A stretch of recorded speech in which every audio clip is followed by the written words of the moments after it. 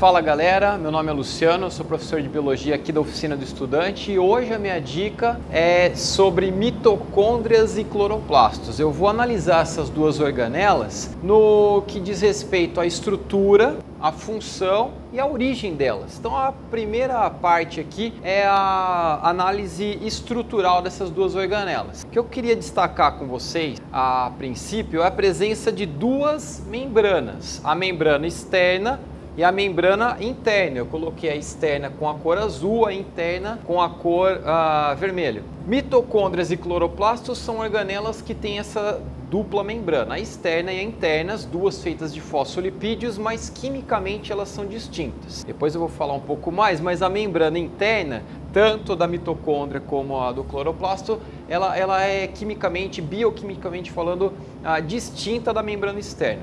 Depois eu vou explicar por quê. A princípio, você observa que a membrana interna da mitocôndria forma essas dobras, as cristas mitocondriais. A membrana interna do cloroplasto forma também as lamelas. Tá? Então, a membrana interna da mitocôndria e do cloroplasto é maior que a membrana externa.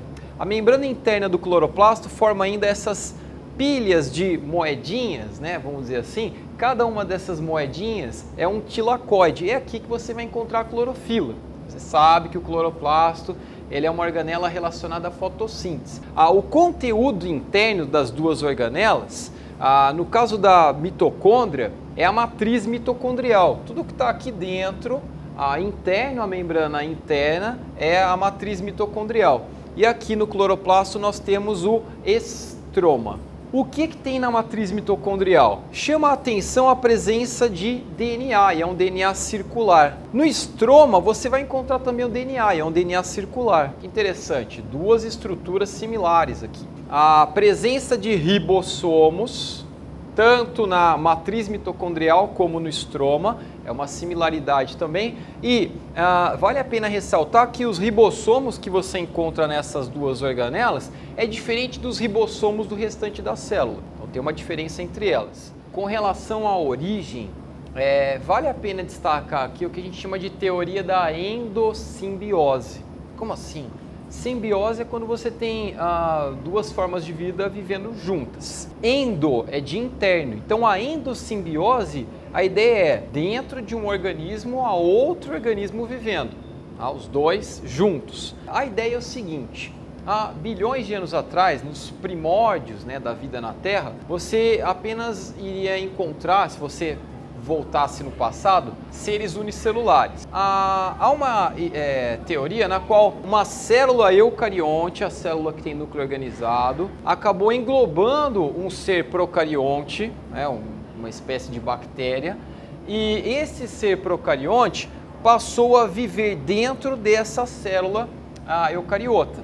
Passou a viver ali e há um benefício mútuo para as duas células. A célula eucarionte fornece proteção, fornece um ambiente químico adequado para a célula procarionte, né, para a célula procariota. E esse organismo procarionte, ele passou a dar algumas substâncias, fazer algumas reações químicas necessárias, importantes para essa célula eucarionte. Por exemplo, imagine que a célula procarionte aqui, ela realize fotossíntese. Então, quando ela foi assimilada pela célula eucarionte, ela passou a produzir carboidratos, produtos da fotossíntese que era utilizado pela célula eucarionte. Essa é a possível origem do cloroplasto. No caso da mitocôndria, é uma célula procarionte que conseguia utilizar o oxigênio e produzir ATPs, energia para a célula eucarionte. Então, essa teoria da endossimbiose, ela tem pontos a favor dela,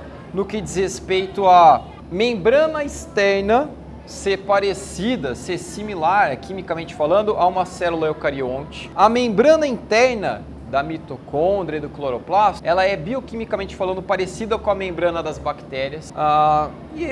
O que eu tinha mencionado anteriormente, o DNA circular que você encontra nas bactérias, o fato delas terem ribossomos, o que permite a cloroplastos e mitocôndrias sintetizar as suas próprias proteínas. Só um detalhezinho que, apesar disso, a mitocôndria não consegue se multiplicar, viver fora da célula.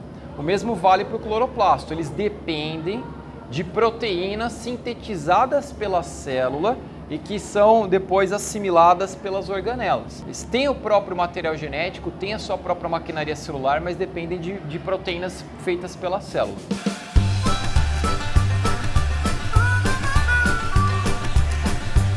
Em relação à parte funcional, mitocôndria ela é responsável por fazer o processo chamado de respiração celular. A respiração celular ela necessita da presença das mitocôndrias, enquanto o cloroplasto ele faz a fotossíntese.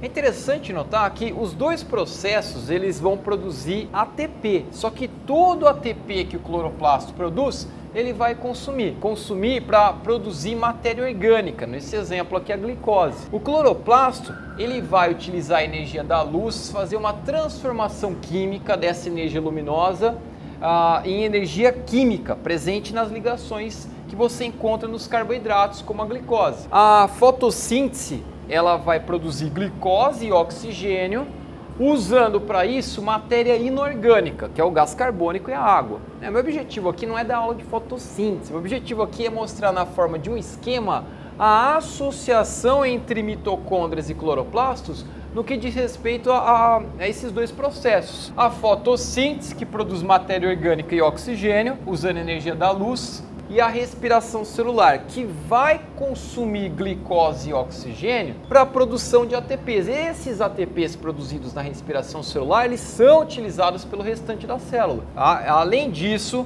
você vai notar que a respiração celular tem como produto o gás carbônico e a água. Então, vamos dizer assim, entre respiração celular e fotossíntese, um certo antagonismo. Enquanto a respiração celular libera gás carbônico e água, a fotossíntese consome gás carbônico e água. E enquanto a respiração celular assimila carboidrato e oxigênio, glicose e oxigênio, a fotossíntese produz glicose e oxigênio. Beleza, pessoal? Espero que a dica seja útil. Até a próxima. Valeu! Pessoal, não se esqueça de se inscrever no canal, curtir o vídeo e dar um comentário. Comentário legal, hein, cara? Falou, até a próxima. Fazer o teste, né? Meu nome é Luciano, blá, blá, blá. É que eu não consigo fazer dica rápida. Aí vocês tiram depois lá, faz a...